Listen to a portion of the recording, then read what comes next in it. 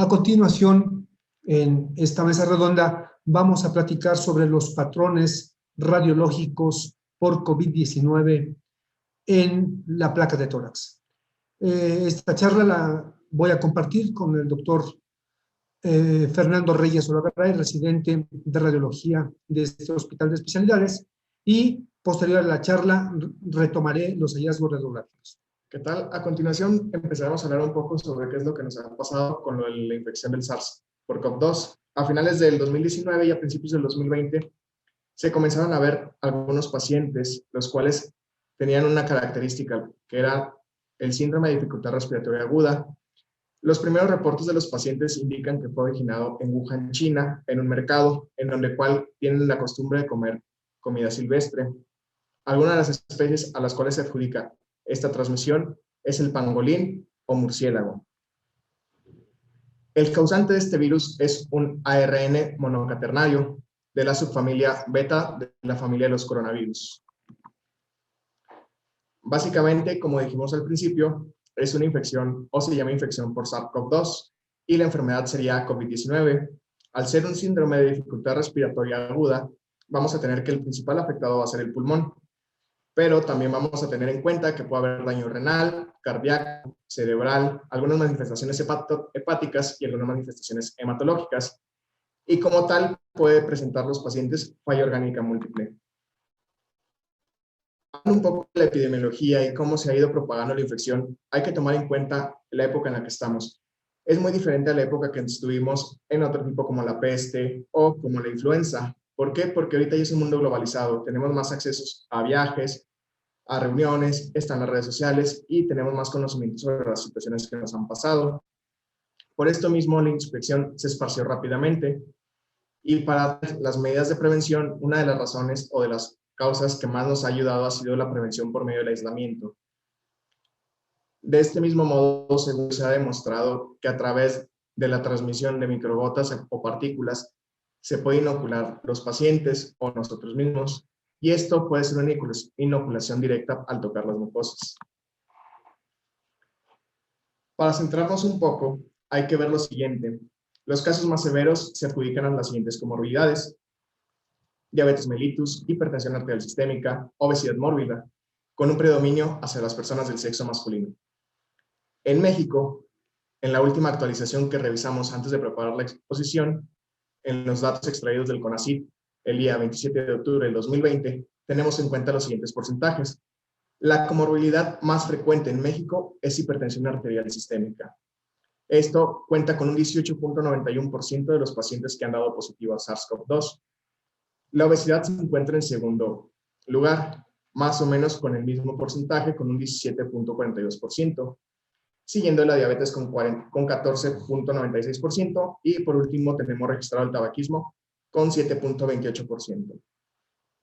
Aquí, contrario a lo que nos dice la literatura y los artículos que se han publicado en los ensayos, vemos que los pacientes en México tienen una equivalencia más o menos no significativa. ¿Qué quiere decir esto?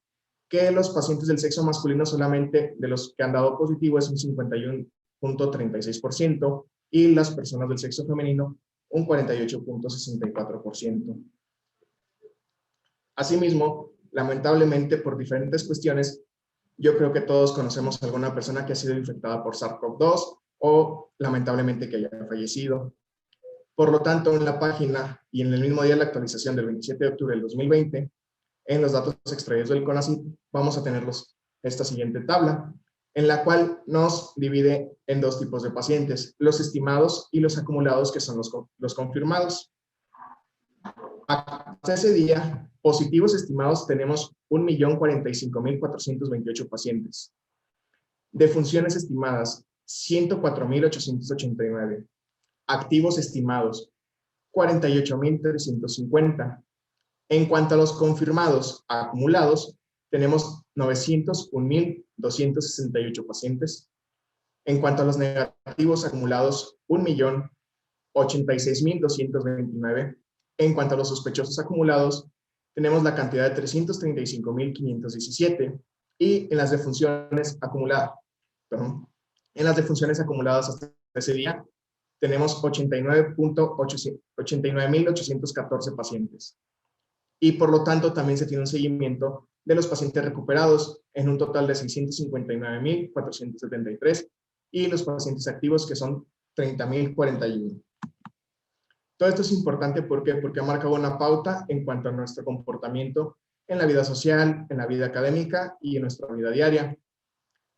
Se ha empleado un semáforo, que es un semáforo epidemiológico, en donde marcamos a los estados de diferente color según el riesgo de contagio. Hasta este día, del 27 de octubre del 2020, que fue la fecha de actualización, teníamos que el único estado en semáforo rojo es el estado de Chihuahua, y el único semáforo verde que tenemos en la actualidad en la República Mexicana era o es el estado de Campeche. Las gráficas también nos estiman la tasa de las incidencias o de los casos acumulados, como lo que vemos en este mapa, en el cual está distribuido según la categoría de los estados y la categoría de la tasa de incidencia. Asimismo, tenemos otro mapa, como el que estamos mostrando aquí, que habla de los casos activos y su distribución geográfica en la República Mexicana. De igual modo, tenemos la equivalencia de los números de casos positivos. Como tal, vemos que siempre la Ciudad de México es el lugar donde más casos hay, y sobre todo esto puede estar de la mano porque es donde más gente habita. Entremos un poco a qué es lo que pasa con la infección del SARS-CoV-2. La infección del SARS-CoV-2 está relacionada con un receptor, y este receptor está asociado a la enzima convertidora de angiotensina 2. ¿Qué va a pasar? Que esto va a aumentar las células preinflamatorias y por lo tanto genera una inflamación que hace que los alvéolos acumulen secreciones en su interior. Ha habido estudios en Italia y en China en los cuales son posterior al fallecimiento de los pacientes para evaluar qué es lo que vamos a encontrar. En Italia describieron los siguientes hallazgos: que hay un patrón difuso, presenta una fase exudativa, además puede estar combinado con una fase proliferativa temprana. Se encuentran también heumocitos atípicos y trombosis de los vasos pequeños. En el estudio que comentábamos de China, ahí describieron, aparte de lo que ya mencionamos de Italia, la escamación de los neumocitos y un síndrome alveolar difuso que se asociaba al edema. En ambos estudios han encontrado que está asociado estrechamente a la hipertensión arterial sistémica y diabetes mellitus, como veíamos en diapositivas pasadas. Esto se corrobora aquí en México, en los lugares como se encuentra el porcentaje de asociación de estas comorbilidades. Las manifestaciones clínicas, esto es muy importante ya que es lo que nos ayuda a diferenciar qué es probablemente y qué no es un probable caso de COVID. Fiebre, tos seca, mialgias, fatiga, cefalea, diarrea y náuseas pueden entrar en estos síntomas. Además, hay manifestaciones clínicas que van en relación a la evolución del paciente. Esto puede estar dado con una capacidad pulmonar disminuida que genera disnea o puede aparecer hipoxia. Por esto mismo y esta categorización de cada síntoma, al empezar el COVID-19 en cada hospital se ha tenido un triage respiratorio para la atención primaria en donde se divide a los pacientes según su sintomatología.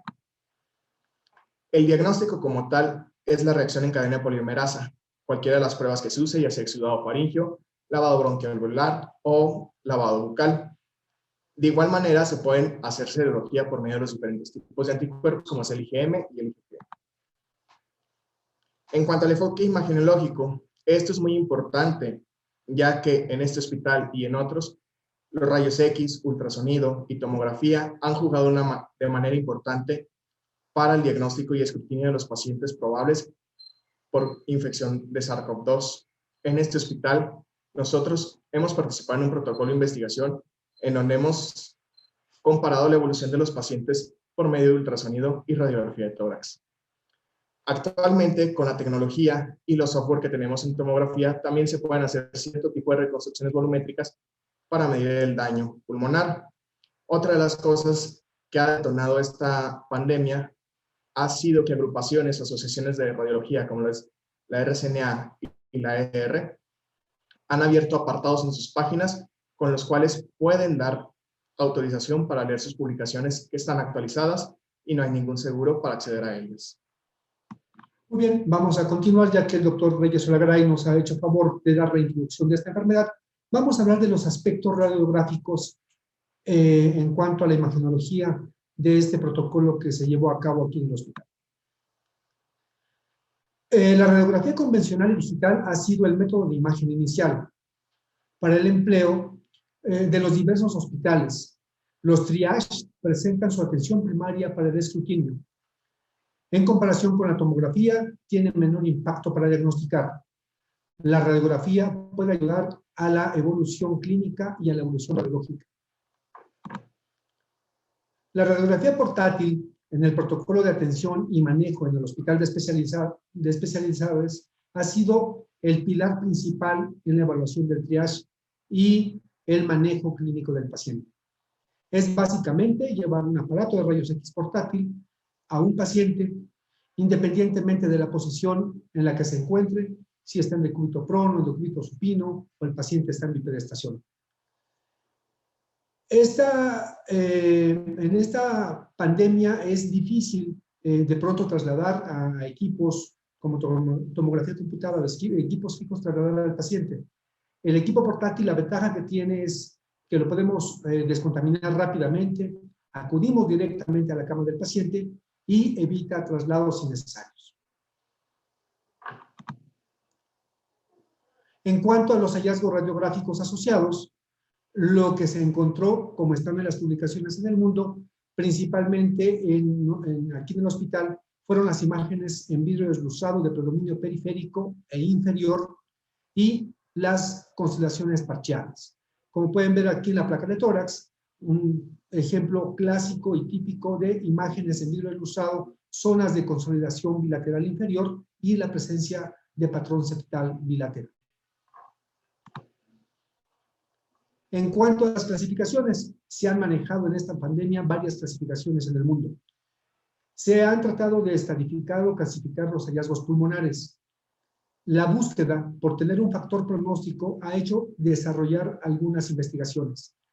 En el Instituto Mexicano del Seguro Social, uno de los artículos fuente fue el de Daniel Touset y sus colaboradores, publicado en el Clinical and Chest Radiography, donde el agente del instituto, los expertos, se basaron para la escala radiológica. La escala radiológica para valorar el ingreso, sus abreviaturas son ERBI, y también en sociedad con la Sociedad Española del CERAM, y esto lo contempló, lo conjuntó el IMSS y para nivel nacional dar esta escala. El uso de la escala Rale también se utilizó para valorar la afectación pulmonar, que en un momento más voy a continuar. Muy bien. En relación a la escala de evaluación, al ERBI, se debe primeramente dividir al pulmón en 3 tercios, como lo dividimos tradicionalmente en tercio superior, tercio medio y tercio inferior. En cuanto a la clasificación de las lesiones en el ERBI, las lesiones compatibles o sugestivas de enfermedad pulmonar por COVID son la opacidad focal, que la tenemos marcada en el número 1, una lesión periférica, lobulada, definida, la opacidad focal tenue, que la tenemos como número 2, donde vemos que ya se va perdiendo la densidad de compactación, la número 3, que es el aumento de la densidad difusa tenue, si ustedes se fijan en comparación a la densidad siendo menos tenue. También tenemos el patrón intersticial focal o difuso, y que tenemos el número 4, y el número 5, que es el patrón alveolo intersticial focal o difuso, que lo tenemos simplificado en el número 5. Estas fueron las características tomográficas o las características por imagen nosotros que teníamos que hacer diferenciación. Pero también tenemos otras patologías agregadas a COVID, y las lesiones no sugestivas de COVID se manejaban como consolidación focal única, como adenopatías mediastinales, derrame pleural o la presencia de nódulos. Sin duda, la tomografía computada es una mejor opción cuando nosotros tenemos alguna duda en cuanto a la interpretación o la densidad de las imágenes. En cuanto al ERBI, la escala radiológica de evaluación al ingreso, se manejó de la siguiente manera. Si no tenía lesiones la imagen, le dábamos 0 punto. Si tenía imágenes unilaterales con menos de 3 lesiones de cualquier tipo o menos de 3 campos pulmonares afectados, dábamos A más B, le dábamos un punto. Unilateral con 3 o más lesiones de cualquier tipo o los 3 campos pulmonares afectados, dábamos 3 puntos. En el inciso D, bilateral, B más B serían 2 puntos, B más C 4 puntos y C más C 6 puntos. Si se fijan, esta es la integración de los puntos A, B y C. En el E, añadir el punto adicional si entre ambos pulmones hay más o 3 campos afectados, y en el F, añadir un punto adicional si existe consolidación, adenopatía, derrame o en su seguimiento para evolución del síndrome de distrés respiratorio. En cuanto a la puntuación, vamos a dar leve cuando tenemos de 0 a 2 puntos, moderado de 3 a 5 puntos y grave de 6 a 8 puntos. Si es mayor de 3 puntos, debería de ser considerado como criterio adicional a la valoración clínica. El informe radiológico del ELVI lo podemos hacer en un machote, en un papel, y lo podemos redactar. Por ejemplo, compatible o altamente sugestivo de COVID-19, sugestivo o sospechoso de COVID, no concluyente de COVID, no sugestivo de COVID como diagnóstico diferencial o un patrón normal. En cuanto a lo que comentabas también de la puntuación para la afección pulmonar diseminada, consiste en una mediación cualitativa de la extensión del edema o proceso inflamatorio de los pulmones, visto desde la radiografía de tórax. Si se fijan, dividimos hemitórax derecho, hemitórax izquierdo. A lo basal le vamos a dar el número 1, a lo apical le vamos a dar el número 4, y estos 4 cuadrantes sumados, un punto por cada uno de ellos, me tiene que dar una puntuación de 8. Por ejemplo, si tengo afección en ambos lóbulos inferiores y en ambos lóbulos superiores, tendríamos una afección total de 4 puntos. O podemos solamente tener lóbulo superior derecho o lóbulo inferior izquierdo y serían 2 puntos. Se puede manejar por puntaje o por porcentaje, que va del 0 al 100%. Este es un ejemplo. Por ejemplo, vemos una imagen radiopaca en el lóbulo inferior del pulmón derecho, que es el caso número 1. Y ahí ustedes pueden ver que solamente a esa afección le vamos a dar el punto 1.1 más 0. En el siguiente caso tenemos afección al más extensa al lóbulo inferior y también del lado derecho y también al lóbulo inferior del pulmón izquierdo. Aquí vamos a dar por afección 2 puntos más un punto del lóbulo inferior izquierdo, daríamos una escala de 3. Y si tenemos una afección difusa prácticamente del total del lóbulo derecho y del por lo menos 50% del izquierdo, diríamos 4 más 3 sería 7 puntos de severidad, y compárenlo donde prácticamente ambos hemitórax están opacos, con zonas de consolidación, con zonas de vidrio ilustrado y patrón septal. Bueno, a continuación vamos a poner algo de los casos de la experiencia de aquí del hospital, basados en la investigación del doctor Reyes Solagaray. Tenemos un caso de un masculino de 47 años de edad, con comorbilidades de diabetes mellitus, hipertensión y obesidad. 13 días de estancia hospitalaria y el desenlace es el alta a domicilio. Cuando se inicia en la placa, vean el patrón típico de vidrio ilustrado, empieza a hacer algunas zonas de consolidación central y presencia de septo basal. Si ustedes se fijan, cuando el paciente se va de alta 13 días después, conserva el patrón que más predomina, principalmente es el septo y parte de vidrio ilustrado. Ya no tenemos zonas de consolidación, aunque vean que aquí tenemos secuelas postinfecciosas de este síndrome de infección pulmonar. El paciente tuvo una saturación adecuada, rebasaba una saturación por arriba del 95%, por lo cual se decidió de dar de alta, aunque la verdadera imagen pues sigue siendo con cambios muy significativos por esta afección pulmonar. El siguiente caso, un femenino de 40 años, un caso enviado de la gineco por embarazo de alto riesgo, un embarazo de 19 semanas de gestación, más COVID. En este caso, ustedes pueden ver 27 días de estancia hospitalaria y el de regresar al hospital de ginecología. Si ustedes ven en la placa inicial, vemos zonas de consolidación, vemos imágenes en vidrio ilustrado multicéntricas difusas. En la segunda imagen es muy significativo el proceso inflamatorio. Si ustedes se fijan, empiezan a ver patrón de consolidación, patrón en vidrio ilustrado, y aquí hubo un cambio significativo en cuanto a los factores inflamatorios. Se disparó el dímero D, la proteína C reactiva, la ferritina y la velocidad de segmentación globular. Si ustedes se fijan en la tercera imagen, se decide interrumpir el embarazo.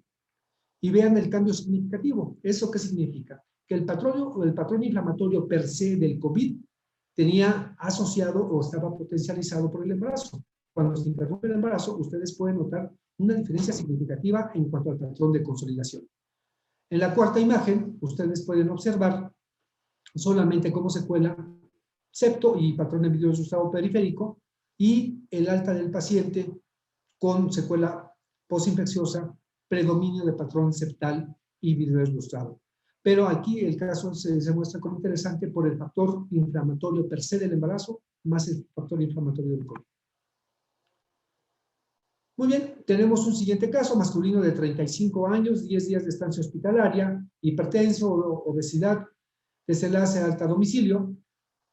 La radiografía inicial, donde vemos honestamente un patrón, si por la edad de 35 años podríamos pasarlo como normal, aunque sí empezamos a ver septo y vidrio ilustrado periférico basal bilateral. Este paciente empieza en el tercer día a hacer zonas de consolidación periférica, basales, el septo más pronunciado. Al sexto día de estancia hospitalaria, vean, son consolidaciones en el lóbulo superior, lóbulo medio y lóbulo inferior del pulmón derecho. En el noveno día, por mejoría clínica, se decide tomar una última placa antes de suelta, aunque clínicamente el patrón de consolidación y el patrón septal y el patrón de vidrio ilustrado está más afectado el pulmón derecho, pero la mejoría clínica es significativa. Entonces concluimos que muchas veces el estado clínico es el más importante, la saturación y el estado inflamatorio que se mide con los factores sanguíneos son importantes porque aunque veamos una placa con un cambio muy importante, realmente una placa muy aparatosa, el paciente está saturando por arriba del 90% y se toma la decisión de darlo de alta a domicilio para evitar una sobreinfección hospitalaria. Este paciente que comenté anteriormente viene un mes después de su ingreso y ven, prácticamente secuela con septo e intersticio difuso. La placa realmente ha mejorado en un cambio muy significativo en relación a la inicial.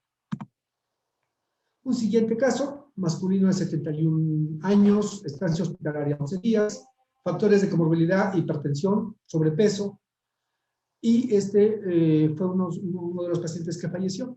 Aquí quiero comentar la placa aquí, tórax, es una placa de tórax portátil, con zonas de consolidación, patrón periférico de vidrio ilustrado, patrón septal también. En el tercer día de evolución, si ustedes se fijan en relación a la placa inicial, empezamos a tener zonas de franca mejoría por imagen. El patrón septal predomina. En el séptimo día, vean ustedes cómo realmente solamente predomina el patrón del septo, patrón de vidrio ilustrado. No tenemos zonas de consolidación, más sin embargo, este paciente, los factores inflamatorios, proteína C reactiva, dímero D, en una forma al triple de lo normal. Vean en el noveno día, por imagen, se ve una resolución satisfactoria si nosotros le diéramos una escala de Erbi, o le daríamos una escala, diríamos prácticamente esta resolución, no hay una afección significativa si fuera la escala de Rayleigh, más sin embargo, en los índices de oxigenación no fueron adecuados, aunque por la imagen se ve muy bien, y terminó en desenlace como una defunción. Tenemos un siguiente caso, masculino, 73 años, 5 días de estancia hospitalaria, antecedentes de hipertensión, uveitis y el desenlace fue alto. Si ustedes se fijan, tenemos patrón en vidrio deslustrado, zonas de consideración basal bilateral. En la placa del cuarto día, lóbulo medio, lóbulo inferior más consolidado, más compacto, con una evolución clínica satisfactoria.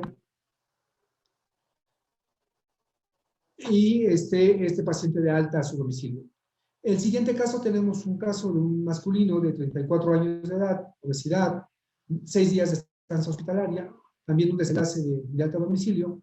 El paciente con patrón de vidrio deslustrado periférico, zonas de consolidación de lóbulos inferiores bilaterales de predominio del lado izquierdo.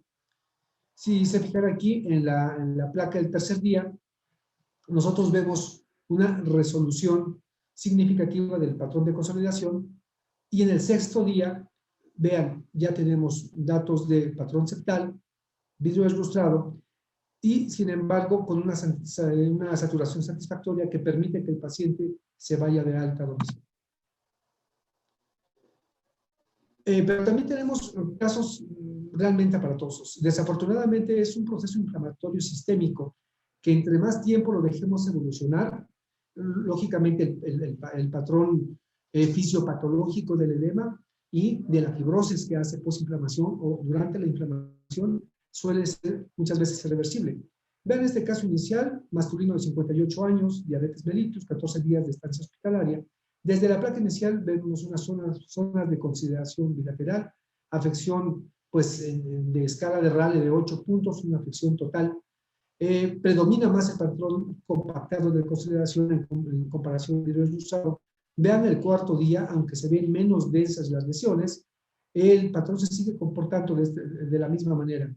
Aunque en el día número 13, si se fijan en relación a la placa inicial, el patrón de consolidación ha disminuido en forma significativa, los parámetros ventilatorios y los factores inflamatorios nunca se dieron.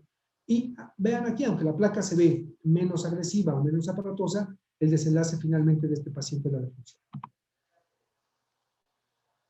Tenemos otro caso, un femenino de 60 años, vean la placa inicial, patrón septal, patrón de vidrio deslustrado periférico. Vean en el quinto día, la verdad es que se hace un aumento generalizado de la densidad de ambos pulmones y al octavo día se ve este edema generalizado, el aumento de la densidad generalizada. Esto se comporta como un patrón fibroso, como un patrón compactante pulmonar que finalmente no permite una oxigenación adecuada y termina en un deceso. Siguiente caso, un masculino de 64 años, diabetes, hipertensión, 7 días de estancia hospitalaria. Y vean una de las evoluciones que cuando tenemos patrón de consolidación, patrón de vidrio deslustrado, basal, localizado en lóbulos inferiores, probablemente en una escala de 4 puntos, la evolución se asocia a derrame pleural, patrón compactante bilateral, y vean en la placa del sexto día, tenemos un patrón de compactación lóbulos inferiores y tenemos septo y vidrio deslustrado. Sin embargo, también los parámetros ventilatorios no ayudan en este paciente y terminan en deceso. Tenemos un caso de un paciente masculino de 60 años, con trasplantado renal, insuficiencia renal crónica, 5 días de estancia hospitalaria. La placa inicial con vidrio deslustrado y patrón septal bilateral. En el tercer día se asocian en el lóbulo superior zonas de consolidación y compactación. En el cuarto día vemos una estabilidad en cuanto a las imágenes, siguen estas imágenes compactadas, y en el quinto día solamente tenemos presencia de patrón septal y vidrio deslustrado periférico y el paciente se va a domicilio. Un caso, como somos un hospital de tercer nivel, nos manejamos como un hospital híbrido durante la pandemia, se seguían atendiendo las patologías que habitualmente se reciben en el hospital, más los pacientes COVID. Tenemos un paciente masculino de 30 años, 17 días de estancia hospitalaria, con agregado miastenia gravis. Este paciente, vean, el factor de opacidad generalizada del pulmón derecho, solamente respetado el lóbulo superior del pulmón izquierdo, zonas de coalescencia y compactación en ambos lóbulos inferiores, la evolución realmente muy agresiva en cuanto a la zona de ocupación alveolar y la zona de ocupación intersticial. Vean la siguiente imagen, donde ya tenemos zonas de consolidación francas y delimitadas, y en el patrón en la última placa, vean la presencia de patrón septal y patrón de consolidación. Sin embargo, este paciente fue con una mejoría significativa a la evolución, y vean el control posterior al mes con el manejo aquí en el hospital, prácticamente una radiografía normal, y vean 2 meses posteriores al egreso, podemos ver la presencia de patrón septal nada más como secuela posinfección.